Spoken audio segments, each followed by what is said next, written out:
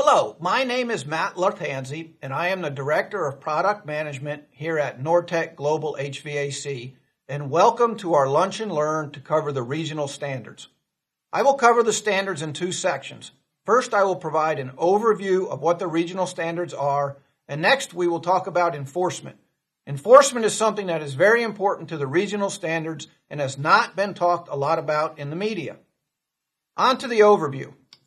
The regional standards are broken into three regions. We have the Northern region, which is the Pacific Northwest, the Upper Midwest, and the Northeast.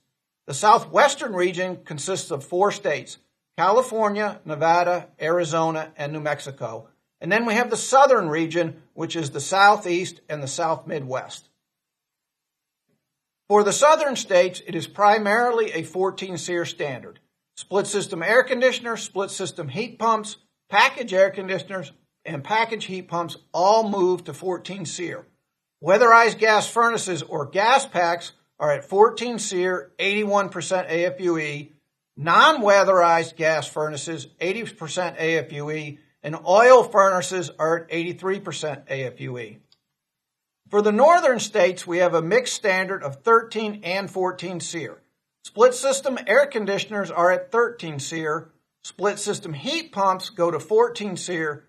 Packaged air conditioners and packaged heat pumps also go to 14 SEER. Weatherized gas furnaces or gas packs are at 14 SEER, 81% AFUE.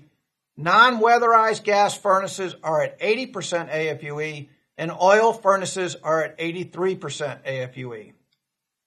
The Southwest region is a little unique. Here we have a SEER as well as an EER standard for split system air conditioners, which are 14 SEER, 12.2 EER for systems less than 45,000 BTUs per hour. Systems greater than 45,000 BTUs per hour are at 14 SEER and 11.7 EER. Heat pumps are 14 SEER, 8.2 HSPF. Packaged air conditioners are at 14 SEER, 11 EER. Packaged heat pumps are at 14 SEER, 8.0 HSPF. Weatherized gas furnaces are at 14 SEER, 81% AFUE. Non-weatherized gas furnaces are 80% AFUE, and oil furnaces are at 83% AFUE. Some observations that are worth noting. For heat pumps, we have a national heat pump standard. Split system heat pumps are at 14 SEER, 8.2 HSPF. Package heat pumps are at 14 SEER, 8.0 HSPF. Also, oil furnaces are on a national standard at 83% AFUE, as well as gas packs at 14 SEER, 81% AFUE. In other words, the standard for these products is the same nationwide. Now, on to enforcement. The first key question that comes up relative to enforcement has to do with coil-only ratings. The Department of Energy interprets for the regional standard to require that the least efficient rating combination for a specified model of condensing unit must be 14 SEER, where 14 SEER is the regional standard. Any model that has a certified combination below the regional standard cannot be installed in the region. Now, what does this mean? What it means is we cannot take a 13 SEER air conditioner and match it with a variable speed indoor for the south or southwestern regions. This match is not allowed for use to make 14 SEER in those regions. Additionally, dry R22 air conditioners cannot be matched with variable speed and be used in the south either. Inventory. There are a lot of questions concerning inventory, and this is sort of a mixed bag depending upon what the equipment is. The Department of Energy is allowing a grace period for split system air conditioners, 13 SEER, including dry R22, and 13 SEER packaged air conditioners if they are manufactured prior to January 1 of this year. This grace period goes out to July 1st of 2016 and is based on installation date. In other words, 13 SEER split system air conditioners, including dry R22, and 13 SEER packaged air conditioners that are manufactured prior to January 1, 2015 can be installed as late as July 1st, 2016. For 13 SEER split system heat pumps as well as 13 SEER packaged heat pumps, as long as they are manufactured prior to January 1, 2015, they can be sold and installed indefinitely. Energy guide labels. The energy guide labels are going to be a key method for enforcement as well, and they are changing. This is an example of an energy guide label for a split system air conditioner. As you can see, you are now going to see a range of efficiency levels for SEER, as well as a map that indicates which regions the unit can be installed in. Heat pump labels are going to change as well. They will have a range of SEER ratings as well as a range of HSPF ratings. These ranges indicate the various ratings that can be obtained depending upon the indoor appliance match. The enforcement is a new rulemaking. The Department of Energy developed a working group to come up with a recommendation for enforcement. What's important to note is this has not been codified by the Department of Energy yet. It is still a proposal. We expect the Department of Energy to codify this by late summer this year. This enforcement includes reporting, records retention, some new labels, what is a violation, and how can that violation be remediated. As far as reporting, the Department of Energy is setting up a whistleblower type concept and will accept complaints in the enforcement inbox shown at this website address. DOE will also set up a voicemail box for calling complaints. The department will investigate all credible complaints, and complaints will have confidentiality to the maximum extent authorized by law.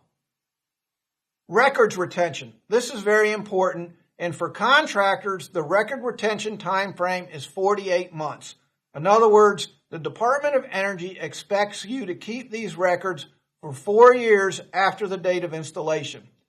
The scope, this applies to installations in the South and Southwest.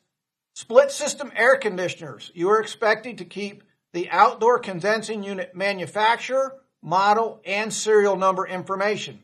For the indoor coil or air handler, you must keep the manufacturer and model number. For single packaged air conditioners, you must keep the manufacturer, model, and serial number.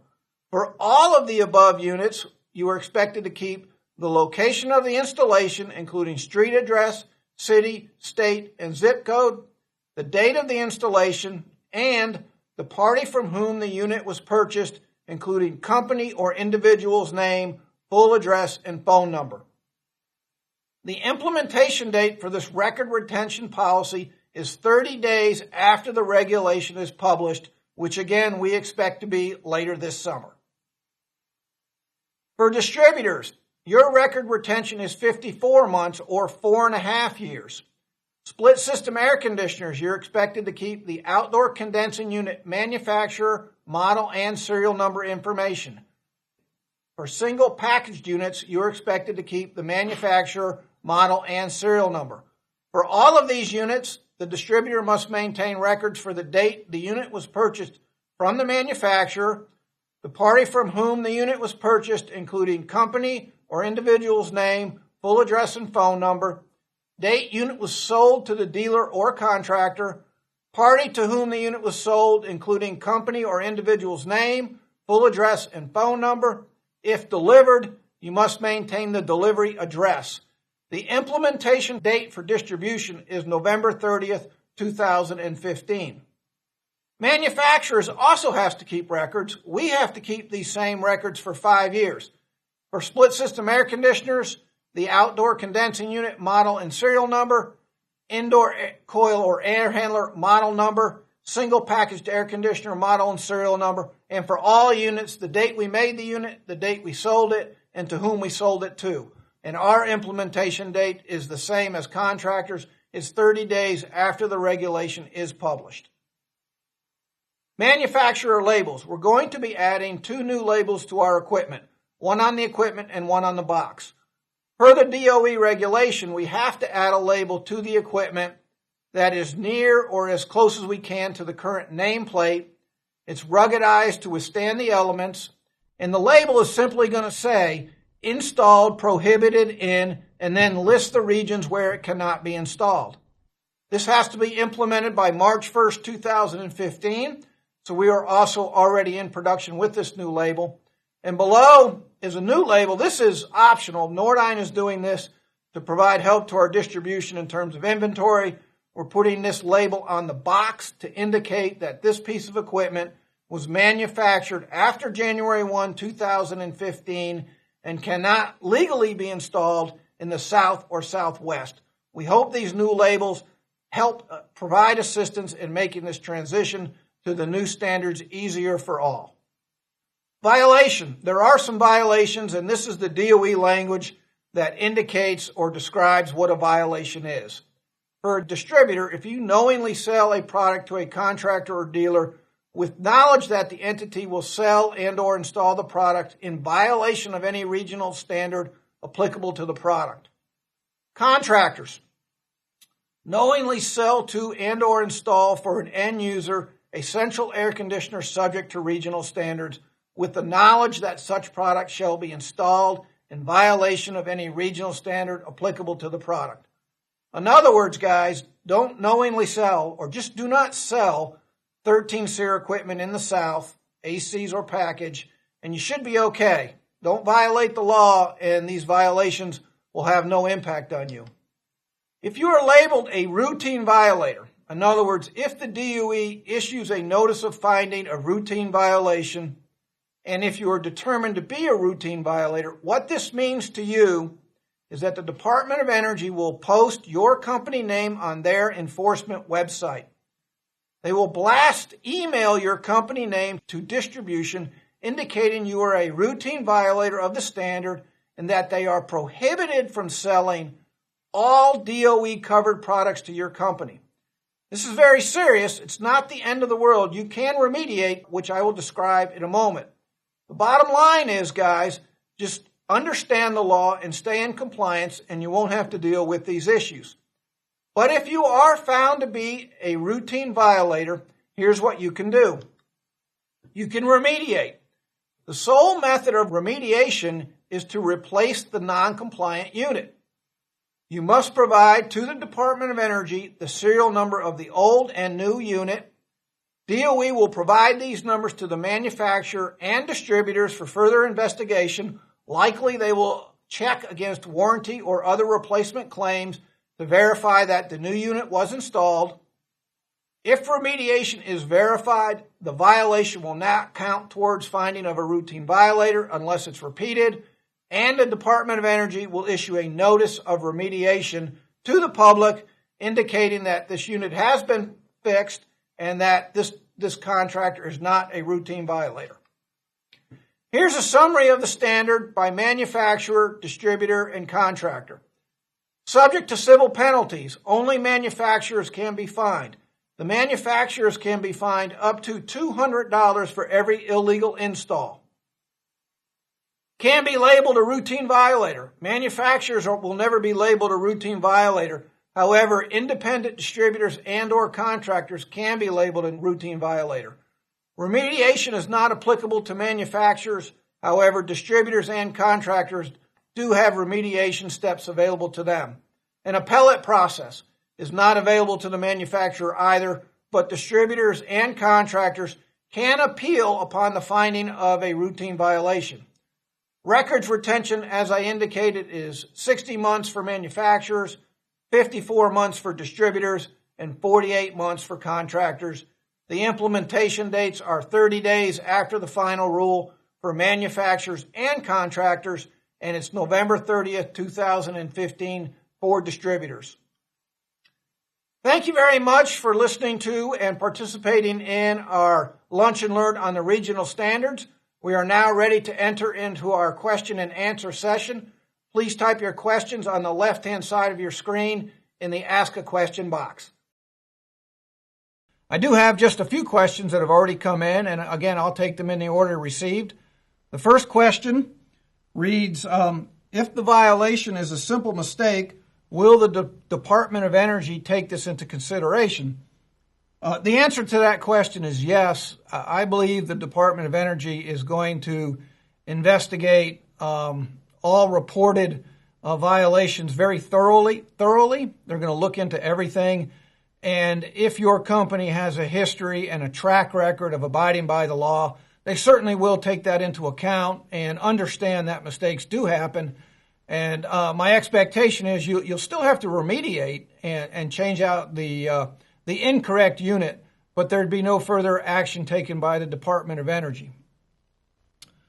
Next question reads, will the Department of Energy set up stings to catch wrongdoers?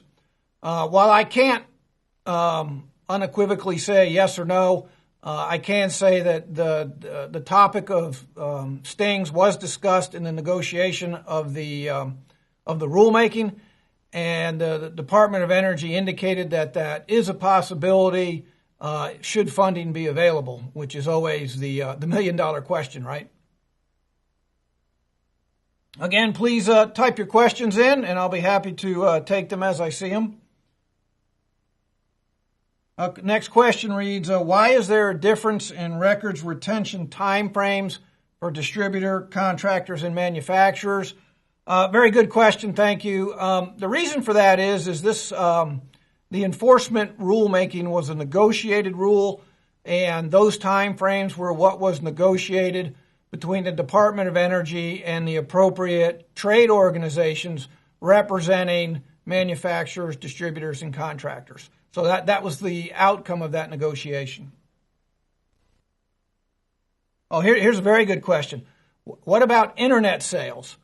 Guys, I think this is somewhere where we really need to be careful.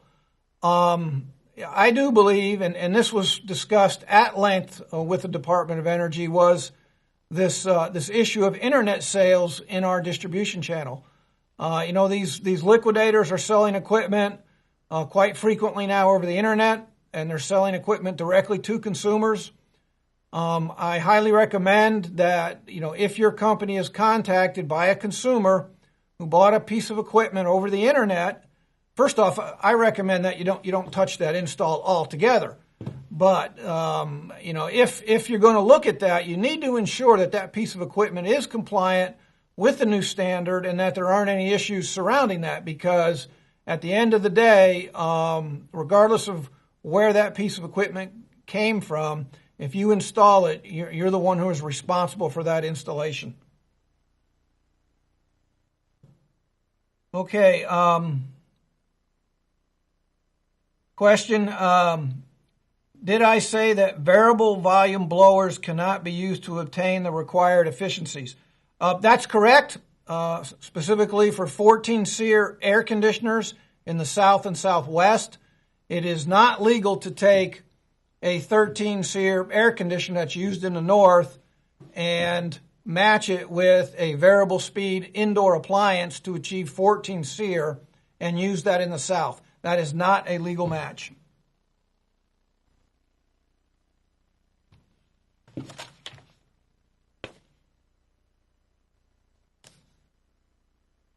Question, will Nordyne provide a copy of these rules that we may get for our perusal?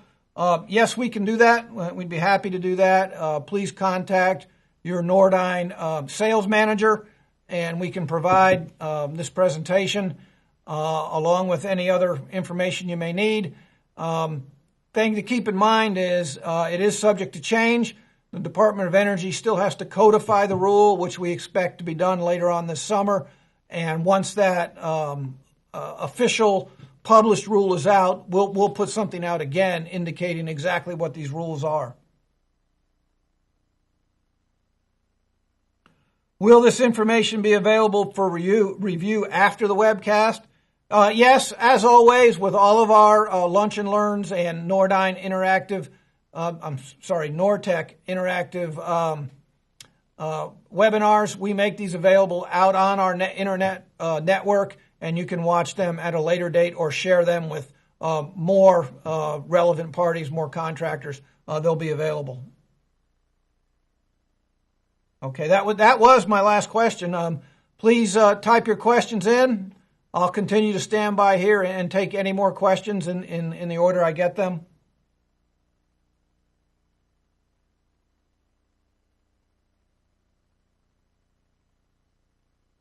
Question, okay, is the distributor responsible for assuring the coil matches they sell when they don't sell Nordyne coils? Okay, let's be clear here. The responsibility for the installation lies with the contractor.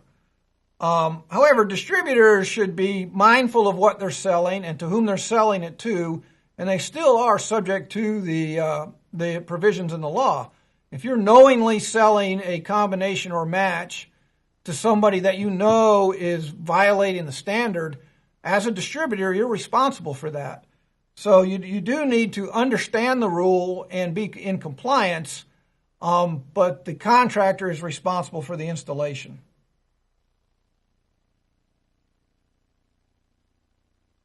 Question, does the gas furnace as well as AC efficiency standards apply to mobile home applications? Yes, the regional standards across the board are not market segment differentiated, so to speak. They apply to both mobile home applications and site-built home applications. There is no difference.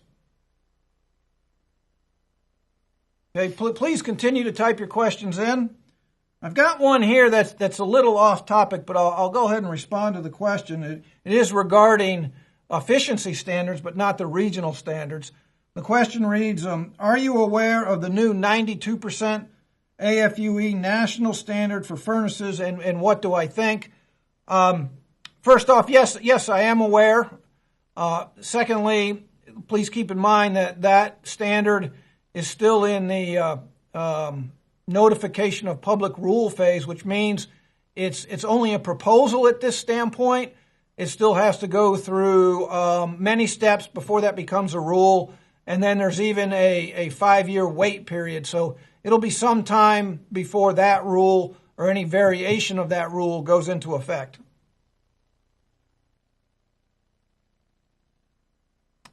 Okay. Please, again, if you have any further questions, type them in the Ask a Question box on the left-hand side of your screen. I'll go ahead and stay on for another minute or two.